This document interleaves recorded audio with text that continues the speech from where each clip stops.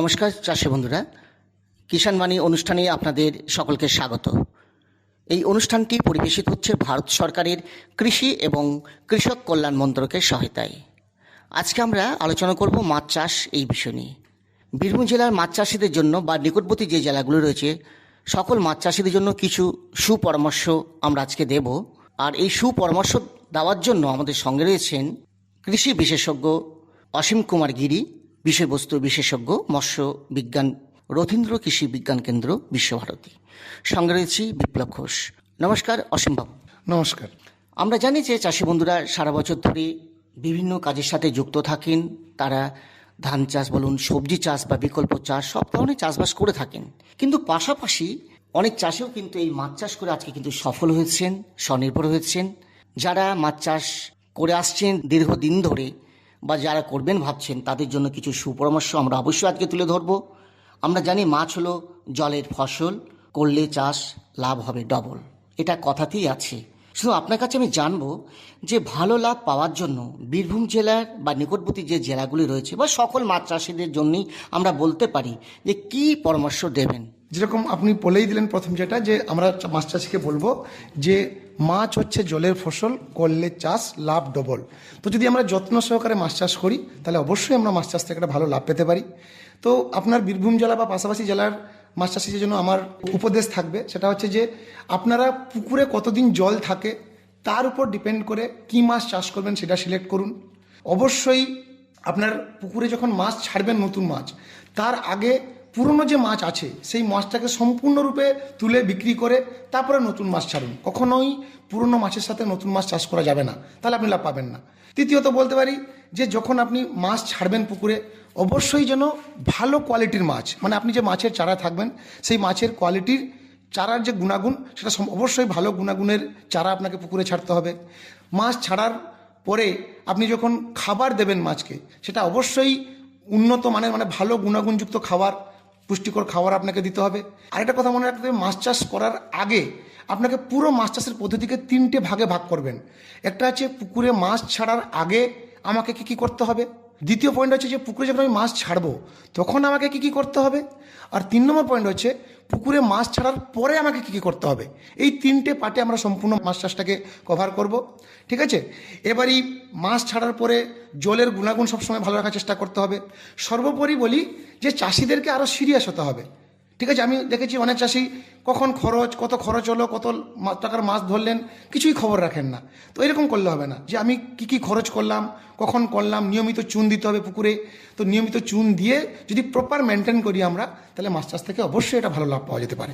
এই যে বললেন যে চুন প্রয়োগ করলে বা ঠিকমতো যদি পরিচর্যা করা হয় তাহলে কিন্তু ভালো মাছ চাষি বন্ধুরা পেতে পারেন এবং অনেক বেশি লাভ তারা করতেই পারেন বাজারে বিক্রি করে। তো আপনার কাছে জানবো যে নিয়মিত চুন দিতে হয়। যদিও বীরভূম জেলার অনেক চাষি আছেন যারা এখনও চুন প্রয়োগ করেন না, তো এই চুন প্রয়োগের প্রয়োজনীয়তা কি? আপনি যদি আমাকে জিজ্ঞেস করেন যে চুন দেওয়ার প্রয়োজনীয়তা কি, চুনের অশেষ গুণ, ঠিক আছে। চুন আমরা চাষিরা সবসময় জানি যে চুন দিলে জলের গুণাগুণ ভালো করে। অবশ্যই চুন জলের কোয়ালিটি ভালো রাখে। মাছ চাষের জন্য জলের যে মেন প্যারামিটার সেটা হচ্ছে পিএইচ। তো সেই পিএইচটাকে কন্ট্রোল করে চুন দিয়ে আমরা কন্ট্রোল করতে পারি। চুন এবং গোবর দিয়ে আমরা পিএইচ বাড়াতে বা কমাতে পারি। দ্বিতীয়ত হচ্ছে মাছের যে ন্যাচারাল খাবার, যেটা প্রাকৃতিক খাদ্য, জু প্ল্যাঙ্কটন ফাইটোপ্ল্যাঙ্কটন মানে উদ্ভিদকণা আর প্রাণীকণা, তার গ্রোথ ডিপেন্ড করে চুনের উপর। তো চুনের এরকম প্রচুর কাজ রয়েছে। আমি শুধু যেহেতু সময় কম, চাষি বন্ধুদেরকে একটা কথা বলে করব।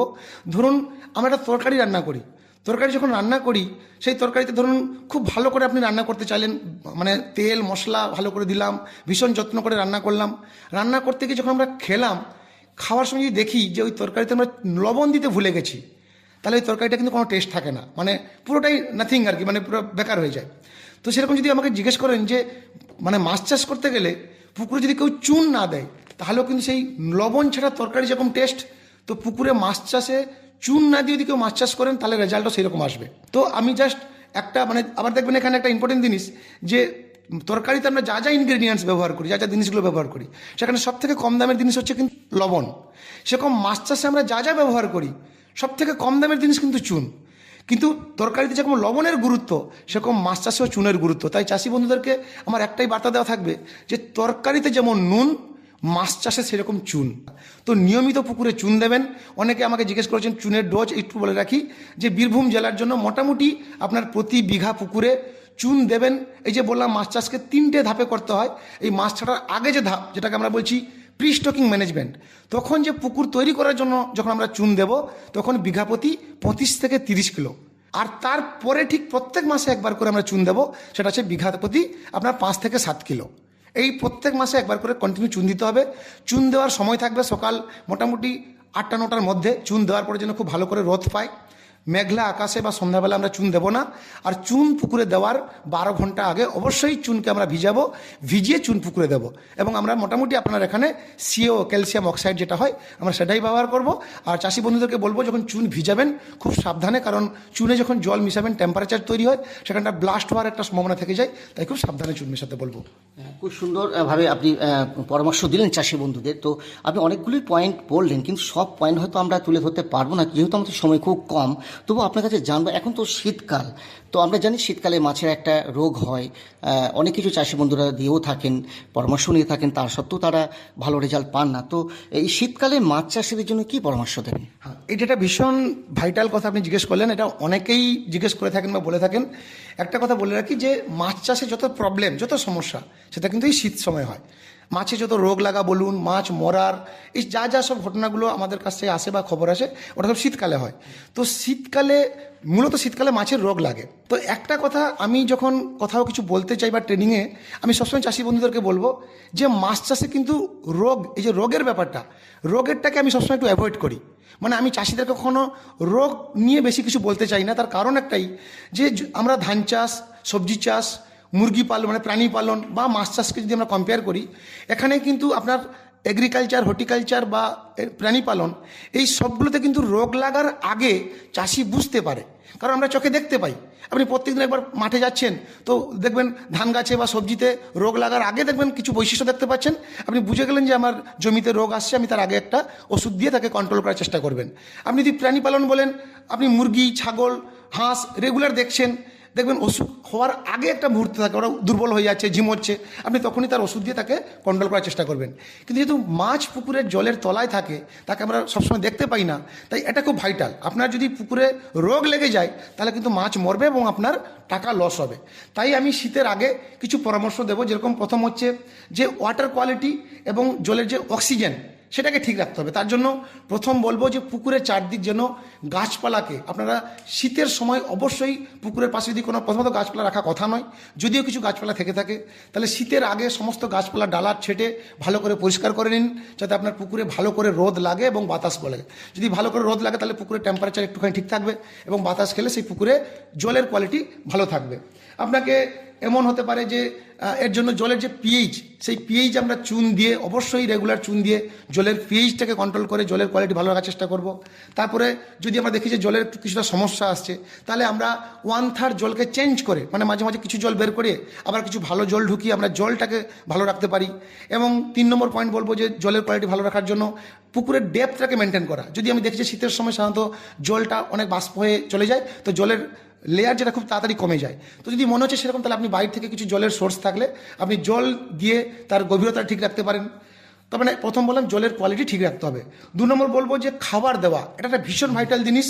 কারণ শীতের সময় মনে রাখবেন, খাবার না দিলে বরং মাছ মরবে না, ঠিক থাকবে। কিন্তু শীতের সময় যদি একটু বেশি খাবার দেন তাহলে অবশ্যই মাছ কিন্তু মরবে। কারণ শীতের সময় আমাদের মতন মাছেরও কিন্তু হজম করার যে ক্ষমতা সেটা একটু কমে যায়। দেখবেন আমরা শীতের সময় একটু কম খেতে চাই, এই হাত ধুয়ে খেতে যাবো না, এ করবো না, মানে একটু খাদ্যে অনীহা থাকে। সেরকম শীতের সময় অবশ্যই মাছও ভীষণ কম খায়। তো সেই খাবারটাকে অবশ্যই মেনটেন করে দিতে হবে। বরং একবার দিতে ভুলে যাবেন ঠিক আছে, কিন্তু কখনো বেশি দিয়ে দেবেন না, তাহলে মাছ মরবে। এবং ভালো কোয়ালিটির খাবার দেবেন। তারপরে হচ্ছে আপনার মাছের হেলথ টেস্ট, আপনি 15 দিন অন্তর একবার করে জাল দিন, জাল দিয়ে মাছের হেলথ পরীক্ষা করুন। যদি মনে হয় যে কোনো রোগ আসার সম্ভাবনা রয়েছে, মাছের গায়ে কোনো দাগ দেখেন, তাহলে অবশ্যই আমাদের সঙ্গে পরামর্শ করুন, অথবা আপনাদের লোকাল ব্লক অফিসে যিনি এফিও সাহেব রয়েছেন ওনার সাথে পরামর্শ করে ট্রিটমেন্ট শুরু করুন, ঠিক আছে। তারপরে বলবো যে আপনার প্রপার মেনটেনেন্স, আপনার প্রত্যেক দিন একবার পুকুরের পাশে যান, মাছকে ভালো করে লক্ষ্য করুন, দিয়ে আপনাকে একটা কথা মানতে হবে, মানে বেটার ম্যানেজমেন্টের মাধ্যমে যাতে আমার রোগ পুকুরে না আসে সেটাকে ভালো করে মাথায় রাখতে হবে। রোগ এলে কিন্তু আপনার মাছ মরবে এবং লস হবে। আপনি বলবেন যে আপনি বললে আমি তো ট্রিটমেন্ট করবো, যখন আমরা ট্রিটমেন্টে যাব তার আগে কিন্তু রোগ লেগে যাবে। তো যেহেতু জলের তলায় আছে, আপনি তো এমন দিনকে দেখলেন তার অনেকটা আগেই রোগ অনেকটা স্প্রেড করে গেছে, তখন কিন্তু আমাদের কন্ট্রোল করার ক্ষমতা কমে যাবে এবং কন্ট্রোল করলেও আপনার কিছু না কিছু ক্রপ লস হবে। তাই আমি সমস্ত চাষি বন্ধুকে বলবো, শীতের আগে জলের কোয়ালিটি, মাছের খাবার দেওয়ার যে পরিমাণ সেটাকে ভালো করে লক্ষ্য রাখুন আর বেটার ম্যানেজমেন্ট করুন, যেন জলের পরিবেশ খুব ভালো থাকে। অর্থাৎ নিয়মিত পরিদর্শন বা পর্যবেক্ষণ করা উচিত যে কী সমস্যাটা হচ্ছে, সেই মতো তাদের কিন্তু এটাকে কিন্তু সমস্যার সমাধান করার পথ অবশ্যই আছে এবং বিশেষজ্ঞদের পরামর্শ নিয়ে এর সমস্যার সমাধান করলে অবশ্যই এর রেজাল্ট ভালো পাওয়া যেতে পারে। মাছ চাষে যথেষ্ট ভালো রেজাল্ট পাওয়া যায়। আমি সমস্ত চাষি বন্ধুকে আবার এটা বলে শেষ করব যে মাছ হচ্ছে জলের ফসল, করলে চাষ লাভ ডবল। অতএব অবশ্যই আপনারা চিন্তা করবেন না, এবং সবথেকে বড় কথা খুব কম পরিশ্রমে মাছ চাষ করা যায়। খরচ একটু আছে, কিন্তু আপনাকে দেখবো এখানে একটা কথা বলি, মানে ম্যাক্সিমাম চাষিরা শখে করে না, আছে পুকুরে করে ফেললাম, না এরকম নয়। আপনাকে এখান থেকে আমাকে একটা ইনকাম করতে হবে, একদম এইটাকে মাথায় রেখে সিরিয়াস হয়ে আপনাকে মাছ চাষ করতে হবে, তাহলে অবশ্যই লাভ পাবেন। এবং যে পরামর্শগুলো দিলেন, যেমন পুকুরের জল ধারণ ক্ষমতার উপর নির্ভর করে মাছ চাষ করতে হবে এবং 3টে ধাপে ভাগ করে মাছ চাষ করতে হবে, এটা একটু সংক্ষেপে যদি বলেন 3টে ধাপ মানে কোন কোন সময়? 3টে ধাপ মনে হচ্ছে যে প্রথম হচ্ছে একটা হচ্ছে প্রি স্টকিং ম্যানেজমেন্ট, একটা হচ্ছে স্টকিং ম্যানেজমেন্ট, একটা হচ্ছে পোস্ট স্টকিং ম্যানেজমেন্ট। যারা নর্মাল চাষি তারা কিন্তু এই তিনটে ভাগ আলাদা আলাদা করতে পারেন না। ওই মাছ চাষ করছি, চলো কখনো মাছ ছেড়ে দিলাম। কিন্তু যারা ভালো চাষি হবেন, যদি চাষ থেকে সত্যি লাভ করতে চান, তাহলে পুকুরে মাছ ছাড়ার আগে আমাকে কী কী করতে হবে সেটা আমাদের কাছ থেকে জেনে অবশ্যই করুন। 2 নম্বর হচ্ছে যে মাছ ছাড়ার সময় আমাকে কী কী করতে হবে, আর 3 নম্বর হচ্ছে মাছ ছাড়ার পরে আমাকে কী করতে হবে। এই 3টে পার্টে ভাগ করে মাছ চাষ শুরু করবেন। অবশ্যই মাছ চাষ শুরু করার আগে আমার থেকে বা ব্লকে এফিও সাহেবের থেকে বা কোনো মৎস্য বিশেষজ্ঞর কাছ থেকে একটা প্রপার প্রশিক্ষণ নিন। প্রপার প্রশিক্ষণ নিয়ে আপনি মাছ চাষে নামুন, দেখবেন অবশ্যই লাভ করতে পারবেন। যারা মাছ চাষি তারা তো অনেক কিছু জানেন। তো আর একটা জিনিস আপনাকে প্রশ্ন করবো, যে এখন তো শীতকালে আপনি বলেন যে খাবারের পরিমাণটা কম দিলে মাছ কিন্তু ভালো থাকবে, কিন্তু বেশি পরিমাণ খাবার দিলে মাছ মরতে শুরু করবে। তো গুণমান যে খাবার কী কী দিলে ভালো হয় এই সময়? প্রথমত খাবার দেখুন, এখানে একটু বলে রাখি, আমরা যারা মাছের যে খাবার না, এটা খুব ভাইটাল টাইম। ওটা হচ্ছে পরে কখনো একটা সিজন শুধু আমি যদি মাছের ফিডিং নিয়ে বলেন তাহলে বলতে পারবো। তবে একটু শর্টে বলে রাখি, আমরা যে মাছের খাবারটা পুকুরে ব্যবহার করি, যে বাইরে থেকে কিনে দানা খাবার দিই, চাষি বন্ধুরা মনে রাখবেন যে মাছ চাষের টোটাল যে খরচ হয়, টোটাল খরচের 60 থেকে 70% খরচা হয় মাছের খাবারে। তাহলে মাছ চাষ থেকে আমাকে লাভ করতে গেলে ওই খাবারটাকে ভালো করে আমাকে নজর রাখতে হবে। তো বাইরে থেকে যে খাবারটা আমরা দিই ওটা কিন্তু সাপ্লিমেন্টারি ফিড, মানে আমাদের যেরকম ধরুন ভাত আর রুটি প্রাইমারি খাবার, আবার ভিটামিন, হরলিক্স, কমপ্লান ওটা আমাদের কিন্তু সেকেন্ডারি খাবার। আমরা ভাত রুটি না খেলে কিন্তু বাঁচবো না। আর হরলিক্স, কমপ্লান কখন খাই? যখন আমাদের শরীরে কোনো মানে গ্রোথ কমে যায় বা যদি ইমিউনিটি পাওয়ার কমে যায়, তখন আমরা বাইরে থেকে ওই ভিটামিন, হরলিক্স, কমপ্লানকে ওটাকে কভার করি। তো আমাদের যেরকম ভাত আর রুটি, সেরকম মাছের কিন্তু ওই বাইরে থেকে যে দানা খাবার দিচ্ছি সেটা নয়। আমাদের যেরকম হরলিক্স, কমপ্লান, ভিটামিন, সেরকম মাছের হচ্ছে বাইরে থেকে যে দানা খাবারটা দিই। তাহলে মাছের আমাদের যেরকম ভাত রুটি, সেরকম মাছের প্রধান খাদ্য কি না, জু প্ল্যাঙ্কটন, ফাইটোপ্ল্যাঙ্কটন, যেটা হচ্ছে ম্যানিউরিং করে পুকুরে তৈরি করতে হয়। তো সেটাকে সবসময় লক্ষ্য রাখতে হবে। আর বাইরে থেকে যে খাবার দিচ্ছেন সেই খাবারটা অবশ্যই, আমরা যখন মাছ ছাড়ি তখন 6% মাছের বডি ওয়েটের 6% খাবার দিই। 1 মাস পরে সেটা 5% আসে, 4% হয়ে 3% আমরা কন্টিনিউ করি। কিন্তু শীতের সময় অবশ্যই, যেটা প্রথম বলেছি, যে মাছের যে হজম করার ক্ষমতাটা একটু কমে যায়। তাই শীতের সময় মাছকে 1 to 2% খাবার দেবো, তার বেশি দেবো না। কারণ মনে রাখবেন, যদি খাবার বেশি দেন সেই খাবারটা কিন্তু মাছ খাবে না, তাহলে জলের তলায় গিয়ে জমা হবে। এতে প্রথমত খাবার যে নষ্ট হলো, এতে আপনারা ইকোনমিক নষ্ট হলো, টাকা নষ্ট হলো। আর 2 নম্বর হচ্ছে, যে খাবারটা জলে গিয়ে জমলো সে কিন্তু পচে আপনার পাঁককে পচাবে, আপনার জলকে পচাবে, এবং জল খারাপ হলে মাছের রোগ আসবে এবং মাছ মরবে। খুব সুন্দরভাবে কৃষি বিশেষজ্ঞ আলোচনা করলেন আজকে, যে মাছ চাষিদের জন্য বেশ কিছু সুপরামর্শ তিনি দিয়ে গেলেন। পরবর্তী ক্ষেত্রে আমরা বিস্তারিত আবার আলোচনা করব, যেহেতু আমাদের সময় খুবই কম। তো আজকে মাছ চাষ নিয়েই আমরা আলোচনা করলাম। আর এই বিষয়ে আলোচনার জন্য আমাদের সঙ্গে ছিলেন কৃষি বিশেষজ্ঞ অসীম কুমার গিরি, বিষয়বস্তু বিশেষজ্ঞ, মৎস্য বিজ্ঞান, রথীন্দ্র কৃষি বিজ্ঞান কেন্দ্র, বিশ্বভারতী। সঙ্গে ছিলাম বিপ্লব ঘোষ। নমস্কার। আমরা আজ কিষাণ বাণীতে শীতকালে মাছ চাষ এবং মাছের যত্ন পরিচর্যা এই বিষয়টা নিয়ে কথা বলছি। দ্বিতীয় পর্যায়ে আমরা একজন চাষি বন্ধুর সঙ্গে কথা বলবো। আমরা কথা বলবো বীরভূম জেলার রামপুরহাট 2 নম্বর ব্লকের জয়চন্দ্রপুরের প্রগতিশীল মৎস্য চাষী প্রভাস হাজরার সঙ্গে। প্রভাসবাবু, আপনাকে আমাদের এই আসরে স্বাগত জানাই। নমস্কার। প্রভাসবাবু, আপনি কতদিন ধরে মাছ চাষ করছেন? আমি মাছ চাষ করছি 2014 সাল থেকে। মানে 11 বছর হলো, তাই তো? হ্যাঁ। তো আপনার পুকুরের কতটা আয়তন যেখানে আপনি মাছ চাষ করেন?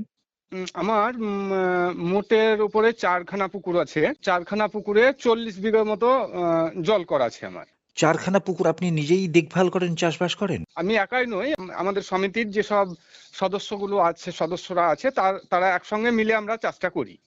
সমিতি বলতে কি বলছেন? আমাদের একটা পূর্ব গোপালপুর মৎস্যজীবী সমবায় সমিতি বলে একটা সমিতি আছে। আচ্ছা, তার মানে আপনারা সমবায় সমিতি করে চাষবাস করছেন। হ্যাঁ। আপনি এটা দিয়ে শুরু করেছিলেন নাকি তার আগেও চাষবাস করতেন? তার আগে থেকেই চাষবাস করি। তখন একা করতেন, তাই তো? 14 সাল থেকে আমি একাই করতাম। তারপরে 16 সালে যখন আমাদের সমিতির রেজিস্ট্রেশন পাই, তারপরে থেকে তখন সমিতির সমস্ত সদস্য মিলে একত্রিতভাবে আমরা চাষটা করি। আচ্ছা, এই যে সমিতি গড়া, এটা কেন করলেন? সমিতির থেকে অনেক কিছু সুযোগ সুবিধা সরকারিভাবে আমরা পাই। যেটা একা করলে পাওয়া যায় না? একা করলে পাওয়া যায় অল্প, কিন্তু সমিতির মাধ্যমে করলে অনেকটা বেশি পাওয়া যায়। আপনাদের সমিতি সদস্য সংখ্যা কত? এখন বর্তমানে 40 জন। আচ্ছা, কি ধরনের মাছ চাষ করেন আপনারা? রুই, কাতলা, মৃগেল, সাইফন স্কার্প এইসব চাষ করি আমরা। তার মানে মূলত দেশি মাছের চাষ। দেশি মাছের। হ্যাঁ। একটা জিনিস জিজ্ঞেস করবো যে সমিতি তৈরি করলে কি ধরনের সুযোগ সুবিধা পাওয়া যায়? সমিতি তৈরি করলে জাল, হাঁড়ি এসবগুলো আমাদেরকে প্রতি বছরই দেয় সরকারিভাবে। তারপরে আপনার মাছের খাবার, মাছের পোনা এসবগুলো সরবরাহ করে দেয়, যেগুলো কোনো পয়সা লাগে না, বিনা পয়সায় সরকারিভাবে পাই আমরা। তার মানে মাছ চাষে যে খরচ, মূলত প্রায় সবটাই পাওয়া যায়? সবটা না পাওয়া গেলেও অনেকটাই পাওয়া যায়। নিয়ে যাওয়া, নিয়ে আসা, এই খরচগুলো হয়তো পাওয়া যায় না, কিন্তু মাছ চাষ করার যে খরচ, মানে খাবার, তার হাঁড়ি, তার জাল, এই সমস্ত খরচগুলো পাওয়া যায়। হ্যাঁ, এই সমস্ত টোটালটাই পাওয়া যায়। যেটা একা চাষ করলে পাওয়া যায় না। না, একা চাষ করলে পাওয়া যায় না। সমিতি করতে গেলে কমপক্ষে কতজন চাষির দরকার? কমপক্ষে 12 জন চাষি নিয়ে আমরা প্রথমে সমিতি করার জন্য দরখাস্ত করেছিলাম। আর সর্বোপরি বলি, আমাদের মাননীয় রামপুরহাট 2 নম্বর ব্লকের যিনি মৎস্য আধিকারিক, মাননীয় ডক্টর কৌশিক দে মহাশয়, ওনার অনুপ্রেরণায়, ওনার এতে আমরা সমিতির রেজিস্ট্রেশনটা পেয়েছি। কিভাবে হলো এটা? ভালো চাষ করতাম, আমাকে একদিন ডেকে পাঠালে অফিসে, নিয়ে বললে আপনি তো ভালো চাষ করছেন, অনেকটা জলায় চাষ করছেন, তো একটা সমিতি করে নিন।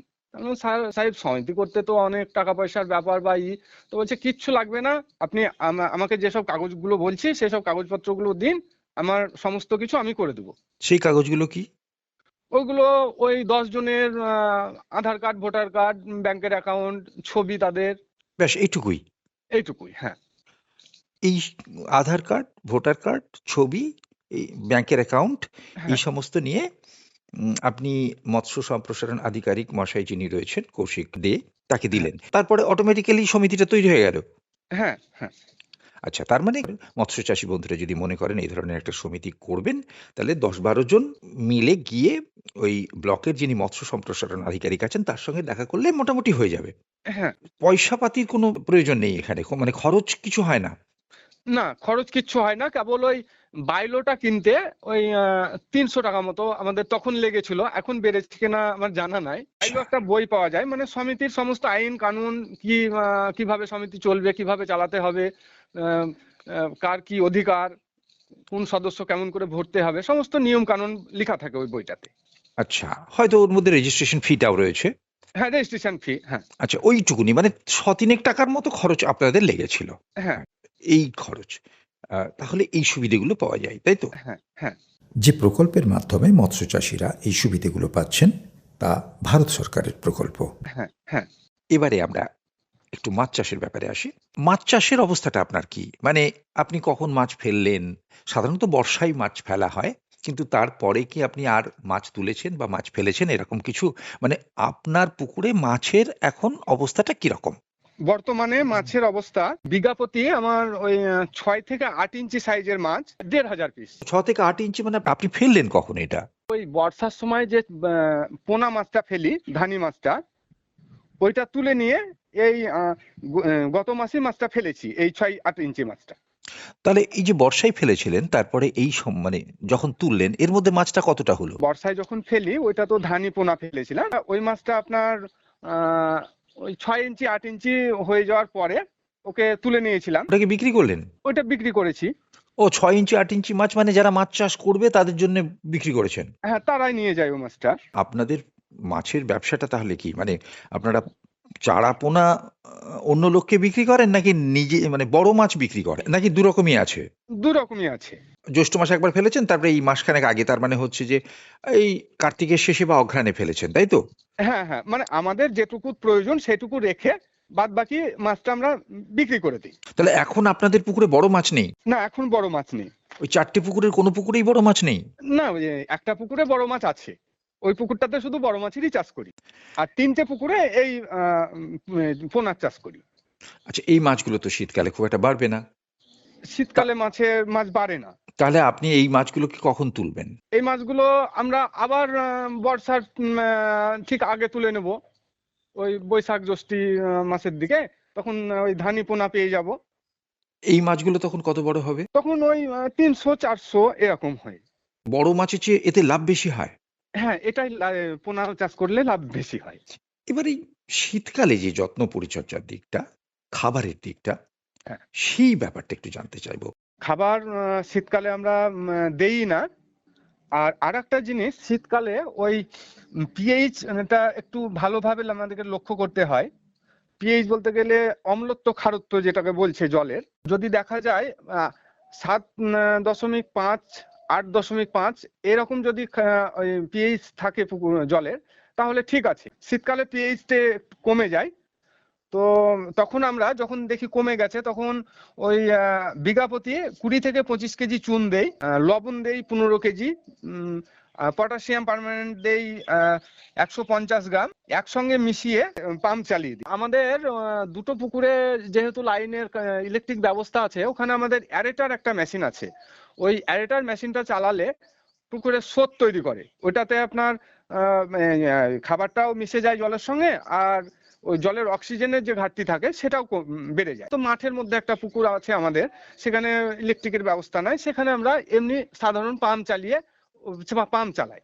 আচ্ছা, এই যে এয়ারেটার মেশিনটা আপনারা ব্যবহার করছেন, এটা আপনারা কিনেছেন তো? না, এটা আমাদেরকে সম্পূর্ণ সরকার থেকে দিয়েছে। এয়ারেটার একটাই আছে? একটাই আছে আর কি। এই পুকুরে হয়ে গেলে আবার পরের পুকুরে নিয়ে চলে যান? অন্য পুকুরে নিয়ে যায়, হ্যাঁ। এটার দাম কত? সরকারি ভাবে ওরা দিয়েছিল আমাদেরকে 80,000 টাকা। পুরোটা আপনাদের দিয়েছিল? হ্যাঁ হ্যাঁ। এটা সমিতি না করলে বোধহয় পাওয়া যেত না, না গো? না, সমিতি না করলে এগুলো পাওয়া যায় না। মেশিন দিয়ে যে পুকুরের জল সেই পুকুরে আবার ফেললে পরে অক্সিজেনের পরিমাণটা তো বেড়ে যায়, সেখানে বেশি ভালো কাজ হয় না এয়ারেটর দিয়ে ভালো কাজ হয়? এটার দিয়ে সবচেয়ে ভালো কাজ হয়। যেখানে ইলেকট্রিক নেই সেখানে মেশিন দিয়ে করেন। এই মেশিনটা কি নিজেরা কিনেছেন? হ্যাঁ, এটা আমাদের নিজেরাই কিনেছি। আচ্ছা, এটা তো খুব বেশি দাম নয়, না গো? না, ওই 7-8 হাজার টাকা মতো দাম। শীতকালে আপনারা কোনো খাবার দেন না, তাই তো? না, শীতকালে আমরা খাবার দেই না, তবে ওই জৈব খাবার কিছু আমরা বাড়িতেই তৈরি করি। সেটা কিরকম? ভুট্টা 10 কেজি মতো, খুদ 10 কেজি, মটরের ভুসি 3 কেজি, শুকটি মাছ 3 কেজি, এইভাবে একটা খাবার তৈরি করি। ওই খাবারটা সামান্য খাই। ওর মধ্যে কি চিটে গুড় বা ইস্ট এসব দেন? ওইটা ওর সঙ্গে পাইল করে নয়, চিটে গুড়, ইস্ট এসব এইগুলো আলাদাভাবে দিই। যদি পুকুরে খাবারের ঘাটতি হয়ে যায়, তো আমরা যেটা ব্যবহার করি, যেমন 5 কেজি ইউরিয়া দেই, 10 কেজি সুপার, 10 কেজি ডিএপি, খোল 10 কেজি, শুকটি 5 কেজি, এমনি করে ওই পুকুরে দিলে পুকুরের খাবারটা পুকুর থেকেই খাবারটা তৈরি হয় অটোমেটিক। আপনি কি করে বুঝবেন যে আপনার পুকুরে খাবারের অভাব হচ্ছে? পুকুরের খাবারের অভাব হচ্ছে, মাছ গুলো হয়তো ছোট ছোট হয়ে যায়, বা যেমন কাতলা মাছটা দেখে সবচেয়ে বেশি বুঝতে পারা যায়। কাতলা মাছের মাথাটা মোটা হয়ে যায়, লাজারটা ছোট হয়ে যায়। আবার শীতকালে ধরুন মাছ তো খাবার খুব কম খায়, তো সেক্ষেত্রে খাবার যদি বেশি হয়ে যায় তাহলে তো আবার জলে গ্যাস হয়ে যাবে, সেটাই জলে বা গ্যাস, বুঝবেন কি করে? জলে ওই পিএইচ মেপে বুঝতে পারি। পিএইচ যদি নিচের দিকে নেমে যায়, মানে 7 বা 7.5-এর নিচে নেমে যায়, তাহলে বুঝতে পারবেন যে ওখানে অ্যাসিড হচ্ছে, তখন খাবারটা একটু কমিয়ে দেন। তখন খাবারটা কমিয়ে দিই। শীতকালে যে রোগবালাইগুলো হয় সেগুলো কি ধরনের হয় এবং সেগুলো আপনারা কিভাবে পরিচর্যা করেন? শীতকালে সবচেয়ে বড় যে রোগ, সেটা হচ্ছে আপনার মাছের গায়ে ঘা হয়। নিমের পাতা, তারপরে আমাদের বাড়ির শাক সবজি কাটা যেগুলো উদ্বৃত্ত হয় সেগুলো একসঙ্গে 10 দিন মতো পচিয়ে ওটাকে পুকুরে দিয়ে দিলেই ওটা ঠিক হয়ে যায়। উকুন? হ্যাঁ, উকুনটা হয়। তো ওই নিম পাতার যে পচিয়ে যেটা দেই ওইটাতে মানে অ্যান্টিবায়োটিকের কাজ করে পুকুরে, সমস্ত রকম অসুখের কাজ করে। কানকোর অসুখ? ওই ঘা, কানকাতেও ঘা হয়। ওই একই ওষুধেই কাজ হয়ে যায়? হ্যাঁ, একই ওষুধে। আর তার সঙ্গে ওই নুন, চুন এবং পটাশিয়াম পারম্যাঙ্গানেট? হ্যাঁ, নুন চুন, ওটা লবণ দেই 15 কেজি, তারপরে পটাশিয়াম পারম্যানেন্ট দেই 150 গ্রাম, একসঙ্গে ওইটাকে মিশিয়ে ছড়িয়ে দেই। চুনটা আলাদা করে? হ্যাঁ, চুনটা আলাদা দিতে হয়, ওটা আচ্ছা। ভিজিয়ে রেখে গোটা পুকুরে ছড়িয়ে দেই। লবণ এবং পটাশিয়াম পারম্যাঙ্গানেট যখন দিচ্ছেন তখনই কি মেশিনটা চালান? হ্যাঁ, তখনই ওই পাম্পটা চালিয়ে পুকুরটা করে দিই। এটা 1 মাসে একবার? হ্যাঁ, মাসে একবার। আর একটা সবচেয়ে বড় বিষয় যেটা হচ্ছে শীতকালে 15 দিন অন্তর জাল টানা দিতে হয় পুকুরে। এই মোটামুটি পরিচর্যার দিক, তাই তো? হ্যাঁ, এগুলো করলে মাছ ভালো থাকবে ভালো এবং থাকবে। মাছ চাষে লাভ হবে, তাই তো? হ্যাঁ, প্রভাসবাবু, আপনাকে অনেক অনেক ধন্যবাদ আপনার মূল্যবান সময় এবং মূল্যবান পরামর্শ আমাদেরকে দেওয়ার জন্যে। যারা অনুষ্ঠান শুনলেন তাদের ধন্যবাদ এবং নমস্কার জানিয়ে আজকের কিষাণ বাণী এখানেই শেষ করছি। অনুষ্ঠানটি প্রচারিত হলো ভারত সরকারের কৃষি ও কৃষক কল্যাণ মন্ত্রকের সহায়তায়।